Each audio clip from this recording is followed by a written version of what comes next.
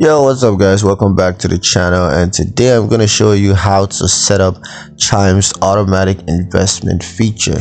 Let's get straight into it. The first step is to log into your Chime account. So just open the Chime mobile app on your mobile device and enter your login credentials to log into your account. Step 2 is to navigate to the invest section.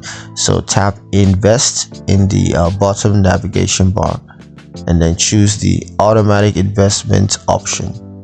Step 3 is to set up automatic investments. You can select a pre-built investment portfolio, or you could just create a custom portfolio, and then you need to enter the amount that you want to invest each period, and then select how often that you want to invest. That could be daily, could be weekly, or it could be monthly. It all depends on you.